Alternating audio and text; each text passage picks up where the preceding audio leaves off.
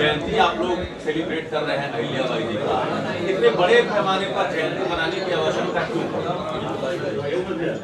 देखिए, समाज को हमारी डबल इंजन की सरकारें 48 वर्षों की शैक्षणिक उत्कृष्टता के साथ 23 से भी ज्यादा प्रमुख बीटेक प्रोग्राम्स और 600 से अधिक अंतर्राष्ट्रीय छात्रों के साथ विज्ञान डीम्ड टू बी यूनिवर्सिटी देश की बेहतरीन यूनिवर्सिटी में से एक है, जहां विकास के काम बहुत ही शानदार तरीके से कर रही हैं और देश की जो चुनौतियां हैं उस पर भी माननीय मोदी जी के नेतृत्व में भारत दुनिया में मजबूत उपस्थिति दर्ज करा रहा है और एक शक्तिशाली राष्ट्र के रूप में। वहीं माननीय मोदी जी के मार्गदर्शन में संपूर्ण पार्टी का राष्ट्रीय नेतृत्व, राज्य में योगी जी की सरकार और भूपेंद्र चौधरी की अगुवाई में राज्य में भी और देश में विभिन्न विचारों को भी समाज को अवगत कराने के काम समय समय पर किए जा रहे हैं। और इस नाते से आज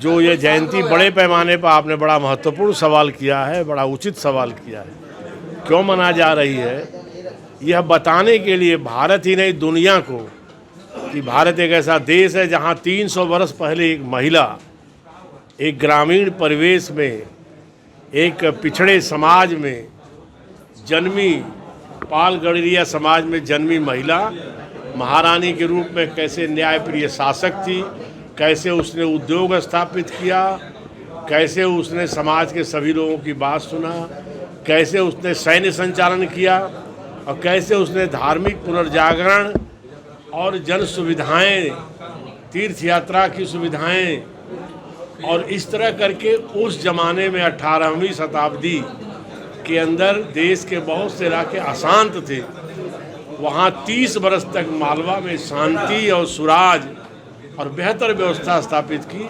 तो ऐसा भारत देश है। इन व्यक्तित्वों को आज के संदर्भ में भारत की माताएं बहनें, भारत के नागरिक और दुनिया के लोग जाने और उसी राह पर कैसे नरेंद्र मोदी सरकार काम कर रही है इसका तुलनात्मक विवेचन करें। इस नाते ये गोष्ठी पूरे देश में बड़े पैमाने पर 31 मई 1725 को जन्मी अहिल्याबाई की 300वीं वर्षगांठ पर पूरे देश में मनाई जा रही है। डॉक्टर साहब, आपने मातृशक्ति की बात की, आपने स्त्री शक्ति की बात की। संभवतः यही वजह है कि ऑपरेशन सिंदूर नाम दिया गया और 9 जून से एक बहुत महत्वपूर्ण आप लोगों का कार्यक्रम चलने जा रहा है, आप घर घर सिंदूर पहुँचाएंगे। इसको लेकर विपक्ष तमाम सवाल खड़े कर रहा है, इसको वो हिंदू धर्म से भी जोड़ रहा है और ये भी सवाल कर रहा है कि सिंदूर तो सिर्फ ही ला सकता है। ऐसे जो सवाल उठ रहे हैं, क्या कहेंगे? ये जो सवाल हैं, हम विपक्ष को, उन नेताओं को सबसे पहले तो धन्यवाद देंगे जो देश की एकजुटता में, साथ में भारत की आवाज़ कंधे से कंधे मिला के रख रहे हैं। हम उनका सम्मान करते हुए और सभी को बताना चाहेंगे कि यह देश वीरांगनाओं का देश है, यह देश भावनाओं का देश है और कोई भी संघर्ष बिना किसी भाव और उत्सर्ग से नहीं लड़ा जाता। और वो सिंदूर के पीछे जहाँ पर आताइयों ने धर्म पूछ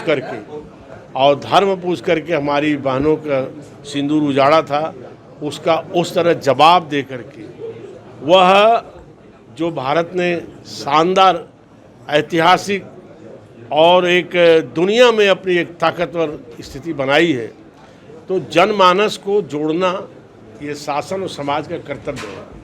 और जहाँ का जनमानस मनोबल ऊंचा रहता है, वह देश हमेशा सफल रहता है। तो वह सिंदूर सब जगह जा कर के सिंदूर शब्द से सबको जोड़ के भारत की जन भावनाओं को एकजुटता के लिए सब किया जा रहा है, न कि इसमें कोई राजनीतिक निहितार्थ है। और जिसके चलते भारत की जनता का मनोबल, सैन्य मनोबल, आम लोगों का मनोबल बढ़ा रहेगा और उससे हम दुनिया में एक और मजबूत राष्ट्र के रूप में उभरेंगे। इसको इस अर्थ में लेना चाहिए। एक सवाल पंचायत चुनाव से जुड़ा हुआ सवाल है सर, हालांकि मौका तो ये नहीं, लेकिन सवाल महत्वपूर्ण है।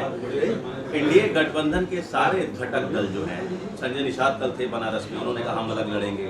ओम प्रकाश राजभर ने पहले ही ऐलान कर दिया अलग लड़ेंगे। अपना दल भी अलग लड़ने के मूड में है। तो पंचायत चुनाव आप लोग अलग अलग लड़ेंगे क्या? देखिए, यह विषय ऐसा है जिसमें यह प्रदेश स्तर का जो नेतृत्व है वो बैठ करके इसका जो आवश्यक नीतिगत निर्णय करना होगा इसे कर लेगा। और पंचायत चुनाव हमेशा स्थानीय स्थितियों के अनुसार लड़े जाते हैं। उसमें स्थानीय परिस्थितियों में अनेक बार अनेक दल अपने लड़ते भी हैं, कुछ अप्रत्यक्ष लड़ते हैं, कुछ प्रत्यक्ष लड़ते हैं। तो इन सब विषयों पर प्रदेश नेतृत्व उचित समय पर लेगा। Thank you.